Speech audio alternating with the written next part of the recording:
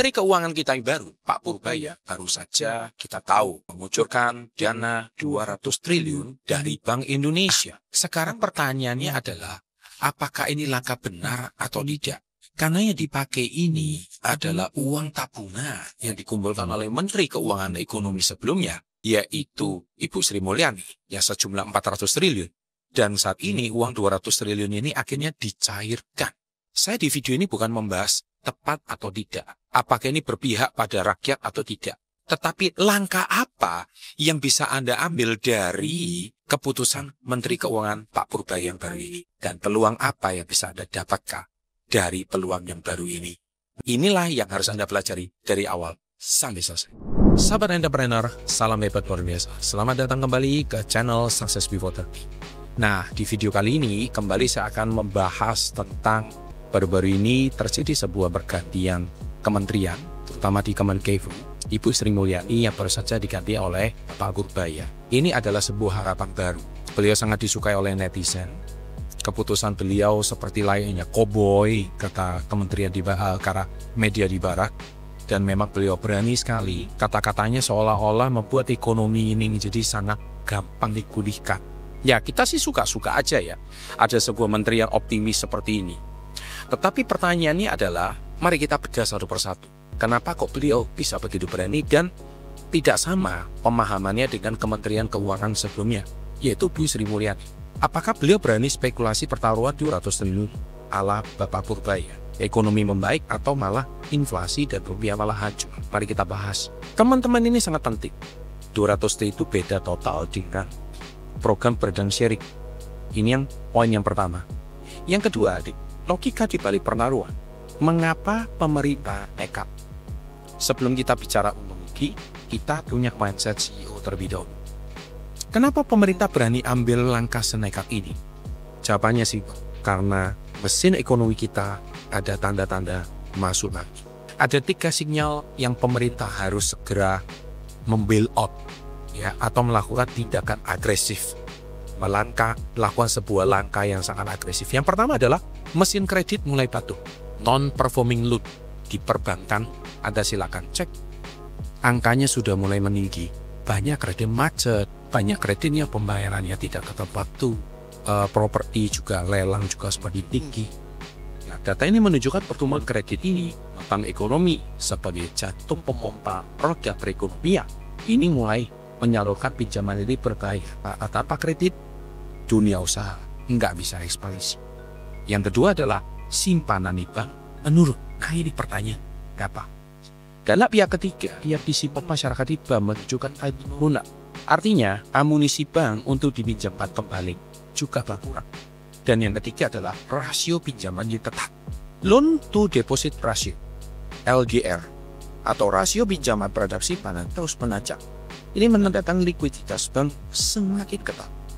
Nah, melihat ini, pemerintah punya dua pilihan. Apakah tetap konservatif menjaga APBN ala Ibu Sri Mulyani, atau berani mengambil risiko seperti Pak Purbaya memilih opsi kedua? Logikanya sederhana. Uang negara ratusan T yang selama ini hanya tidur berbunga aja di BI harus dibangunkan dan dipaksa bekerja oleh rakyat. Ini seolah-olah memang agen surga bagi masyarakat kita.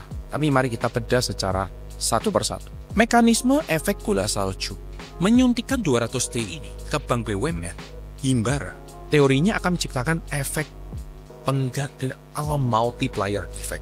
Bank terima dana 200 T masuk BUMN. Yes. Kredit disalurkan, bank beri pinjaman ke perusahaan. Yes. Bisnis berputar, pengusaha belanja dan gaji karyawan. Yes.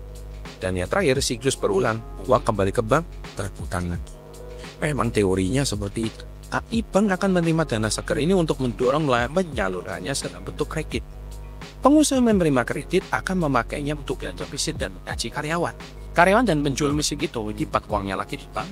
Bank memutarkan lagi, begitu seterusnya hingga 200 triliun bisa diserap oleh masyarakat dan mendatangkan aktivitas ekonomi yang nilainya berlipat-lipat ganda. Dahsyat kan? Itulah mindset bangkrut yang sedang dimainkan oleh Menteri Keuangan yang baru ini. Nah, pesta ini dimulai. Peta harta karun Astacita sudah mulai dirilis. Kita lihat di Coal Blue, Sumatera, Priority Sector, Sky Blue, Papua, Indonesia. So ini Astacitanya Pak Prabowo mulai dimainkan. Yang paling saya suka, uang ini tidak disebar begitu di kopter, teman-teman. Tapi ada petanya namanya Astacita. Ke-8 sektor prioritas pemerintah area 200T ini akan mengalir paling deras ke sektor-sektor ini. Tugas kita mengambil opportunity di sektor-sektor titik-titik. Yang pertama, peluang bisnis gila-gilaan pangan dan energi. Makanya kenapa saat ini MBG menjadi salah satu bisnis opportunity bagi sebagian besar pejabat pengusaha yang baru. Bayangkan dengan modal cuman 1-1,5 M, Anda mendirikan dapur untuk MBG. Ada proyeksinya 12 bulan bisa balik modal. Keren ya. Peluang bisnis gila-gila. Pangan dan energi, lupakan jadi petani biasa. Buat bisnis logistik full storage, menyimpan hasil panen atau UMKM pengelolaan makanan modern. Sekarang saatnya membuat jasa instalasi panel surya rumah. Inilah bisnis bersertaan dimulai hari ini yang saya sebut yang sekarang program pemerintah untuk mendukung program MBG. Long bisnis yang kedua yang gila-gila adalah hilirisasi dan industri. Ini pusatnya pesta. Jangan cuma berpikir buat pabrik, buat bisnis catering untuk ribuan karyawan pabrik, jasa laundry seragam untuk karyawan pabrik, atau anak istrinya diikutkan karena bapaknya bekerja di pabrik tersebut. Penyedia alat safety, ini bisnis receh tapi omsetnya gajah. Yang ketiga, peluang bisnis gila-gilaan yang ketiga, IKN dan infrastruktur lainnya, rumah. Ya, sekalipun kalau Anda lihat di netizen, kolom komentar atau konten-konten yang berkebaran, ada yang selalu ngomong IKN nggak dilanjutkan. Itu biasa dari pihak yang kalah. Tetapi IKN ini sudah menjadi sebuah keputusan. Kalau dana ini udah diluncurkan, IKN akan terus dilanjut. Anda nggak perlu jadi kontraktor asal sekarang. Buka toko kecil-kecilan aja tadi. Jasa sewa alat pertukaran atau kedai kopi kekinian di dekat proyek Hijab Petani. Jadi tidak adanya IKN, tapi terutama rumah. Visi Pak Prabowo mau bangun 3 juta Ramadan. Nah, peluang bisnis ini sesuai channel Sukses Tadi, kita bisa lihat opportunity apa dari keputusan Kemenkeu yang kan. Dan peluang bisnis yang gila-gilaan yang keempat ini adalah digital yang kreatif. Nah, ini tentu bidang Anda yang saat ini bergerak di bidang sosial media. Semua bisnis tadi itu buku digital. Buat agensi digital marketing khusus untuk lain industri. Software kasir 3 untuk UMKM pendukung. Peluangnya unlimited. Peluang kerja upgrade diri atau mati. Zaman ini bukan lagi soal ijazah, tapi soal industri yang mana orang berkumpul dengan skill-skill ini. Nah, kalau Anda memang punya skill ini memang sangat dibutuhkan untuk program dari pemerintah. Makanya program kabur aja dulu itu bagi yang muncul program luar negeri. Tapi bagi Anda yang di dalam negeri, Pak Prabowo, Presiden sedang menciptakan jutaan lapangan kerja baru. Soal vokasi, juga les persis sertifikat contoh.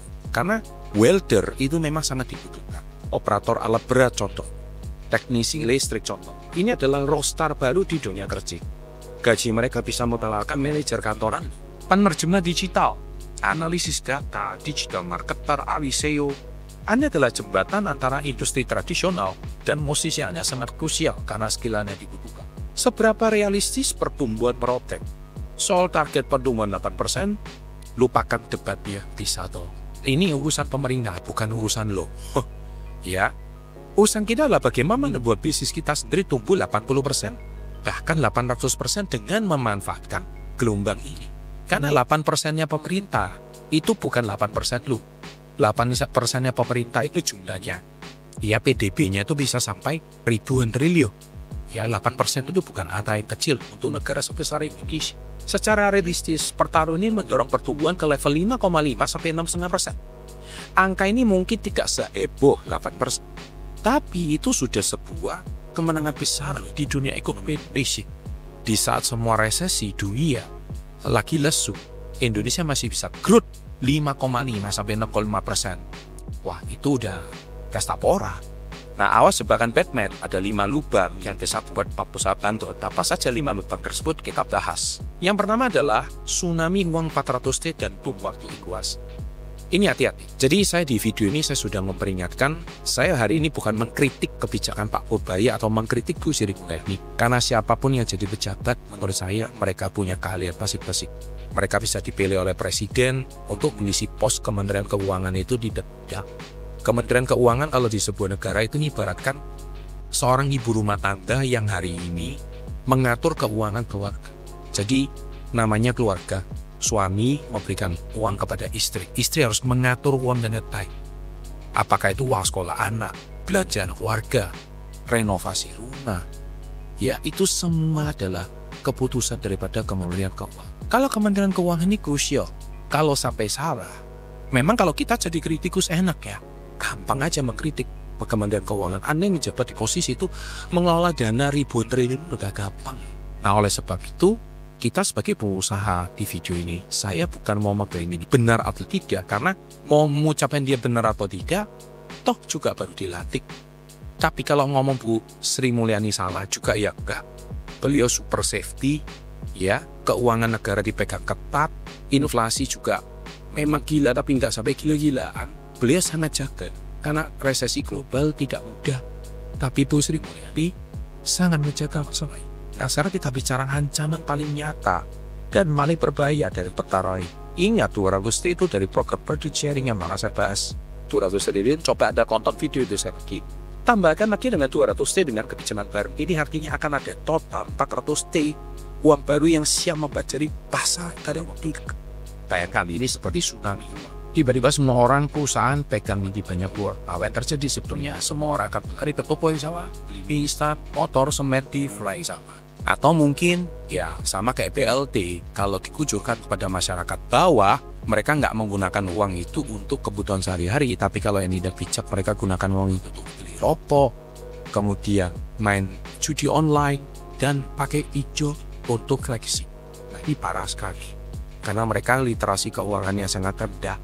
Nah, inilah masalahnya. Jumlah pabrik instan, pabrik motor yang dibangun tidak bertambah di kapasitas produksi segitu-gitu aja. Ketika 1.000 orang dengan uang yang banyak berebus 10 kubus mie instan, apa yang terjadi? Penjualnya tidak akan pusing. Dia tinggal naikin harga setinggi-tingginya yang kita sebut dengan namanya inflasi. Karena tiba-tiba uang orang kaya raya, spend money. Wah, halis ya tokoku ya dinaikin lah. Saya naikin aja tetap ada yang belanja. Nah, itulah problemnya ketika uang mengaji. Jadi sahabat selung, jangan kaget kalau nanti nasi goreng tiba-tiba pakai telur sudah 25.000 ya di abang-abang pinggir jalan itu. Hati-hati loh. Ya tiba-tiba bisa seperti itu, harga beras tiba-tiba naik, harga tomat apa cabai tiba-tiba naik ya karena efek kucuran dana ini. Pegang baik kata-kata saya. Jebakan yang paling utama adalah inflasi, jadi jangan senang-senang. Jebakan kedua adalah penyakit kronis bernama penyelewengan. Nah, ini salah. Matanya hijau pejabat kalau lihat duit. Lubang hitam yang bisa menelan uang 200 ini adalah mainan orang dalam, lagi-lagi koruptor. Hati-hati. Kedua adalah bank jadi malas mikir. Karena nggak usah bersusah payah menyalurkan kredit, dikucuri dana terus. Yang ketiga si kaya makin kaya karena salah sasaran. Yang keempat uang panas untuk spekulasi, ya karena tiba-tiba pegang buang kan. Kelima, wasitnya tidur pengawasan lemah. So hati-hati. Nah, di sini di slide ini silakan Anda pause aja. Anda silakan lihat inilah kebijakan dari Menko Perekonomian Bapak Erlangga atau ini stimulus ekonomi. Kemudian Kementerian Keuangan Pak Purbaya yang baru serta Waketum Kadin Indonesia. Nah, ini dikeluarkan saya ambil dari Bisnis Indonesia 16 September 2025. Anda silakan pause, ini ada 8 program kerja yang akan dicanangkan oleh menurut ini berapa banyak yang akan bermanfaat? Apakah ini terjadi inflasi atau tidak? Silakan Anda pause dan Anda baca. Ya, silakan komen di bawah. So, game plan Anda adalah strategi 3 jurus bertahan, menyerang, dan menyerang. Setelah Anda tahu peluang dan jebakannya, seperti yang tadi saya sudah sampaikan di awal, bagian yang paling penting, action Anda. Jadi bukan cuma menikmati konten ini, tapi dari video ini Anda bisa dapat ide apa setelah Anda menonton video ini dari awal sampai selesai. Kita akan jadi bagi dua bagian. Yang pertama adalah jurus bertahan, membangun benteng pertahanan. Stop bakar uang konsumtif, stop. Ya, karena itu gak baik gitu. Jadi bukan berarti tambah duit terus kemudian gaya hidup Anda meningkat. Ya, jangan seperti itu. Konversi ke aset yang real. Ya, jadi Anda mungkin saat ini belum punya emas, ya silakan mulai menabung emas. Yang belum punya properti, silakan menabung properti. Yang belum punya saham, silakan mulai nabung saham Boji. Perbesar dana darurat, karena di masa yang penuh dengan ketidakpastian, dana darurat itu sangat penting. Kita tidak tahu ada krisis apa yang terjadi di demand. Itu jurus pertahanan. Kalau jurus penyerang untuk pengusaha dan UMKM, ada 4 poin yang saya mau bagikan. Yang pertama adalah riset. Sektor Astacita paling cocok dengan bisnis Anda. Tadi saya sudah sampaikan apa yang bakal diserap oleh pemerintah. Yang kedua adalah kerapikan, pembumuhan dan legalitas. Ini wajib. Yang ketiga adalah buat proposal bisnis sekelas profesional. Dan yang keempat, mulai cari guna dengan BUMN. Tunjukkan bahwa memang ada layak untuk dipercaya. Saya aja kemarin beberapa bank BUMN ternama sudah mulai cari saya gitu. Hai Pak Chandra, Bapak mau kredit atau enggak? Ternyata saya tanya, Pak, benar uangnya udah di sharingkan? Benar. Ya, jadi kayak Pak, Bapak mau nambah plafon silakan ya, karena kebetulan saya juga kalau bisa mengurangi hutang gitu ya, jadi saya tidak tertarik untuk membesar kredit saya. Nah, kalau jurus menyerang untuk investor adalah fokus pada saham sektor pemenang, sektor priority seperti perbankan, konstruksi, properti, dan industri jasa. Prinsip emasnya, ingat, diversifikasi. Saya nggak sebut namanya emiten apa karena itu tidak boleh, tetapi emiten yang hubungannya sama perdagangan, emiten konstruksi, emiten properti, dan emiten industri desa. So, jurus menyerangnya adalah untuk karyawan dan profesional adalah lakukan dua hal. Jadi di video ini saya sudah lengkap loh ya. Untuk pengusaha dan investor sudah, untuk karyawan dan profesional sudah, untuk UMKM juga sudah.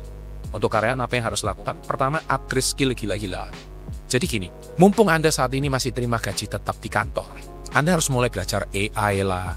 Anda juga harus mulai ikut kelas-kelas kayak blockchain lah, supaya Anda tahu yang ke depan itu terjadi apa. Karena bisa jadi apa yang Anda pelajari di kuliah kemarin hampir nggak kepake. Jadi ambil kursus lah, ambil sertifikasi lah. Jadikan diri Anda begitu berharga karena perusahaan bertekad merekrut Anda, bukan sebaliknya. Kedua, jadilah pengusaha cerdas yang peduli. Awasi berita, pahami kebijakan. Dengan begitu, Anda tahu arah angin bertiup, menjadi warga yang kritis bukan cuma soal politik, tapi soal kecerdasan bisnis. So, kesimpulannya adalah membaca arah angin di tengah ketidakpastian. So, di akhir presentasi ini, teman-teman, saya cuma ingin berbicara bahwa dalam hidup dan bisnis tidak ada yang namanya kepastian. Angka pertaruhan 200 triliun ini 100% berhasil, belum ada yang tahu. Ya kita doakan sebagai masyarakat Indonesia, kita support Kementerian Keuangan, siapa sih yang nggak pengen hidup di Indonesia maju biar. Apakah ekonomi kita pasti akan meroket? Nggak ada jaminan juga. Bahkan seperti kita bergantung sebelumnya, resikonya pun sangat kita. Tapi seorang entrepreneur sejati tidak akan mencari kepastian. Kita mencari peluang di tengah ketidakpastian. Kita tidak bisa mengontrol kebijakan pemerintah. Kita tidak bisa mengontrol inflasi global. Tapi kita bisa 100% mengontrol persetan kita, skill kita, dan strategi. Tugas kita buat meramal masa depan. Tugas kita baca arah angin seperti yang sudah kita pernah.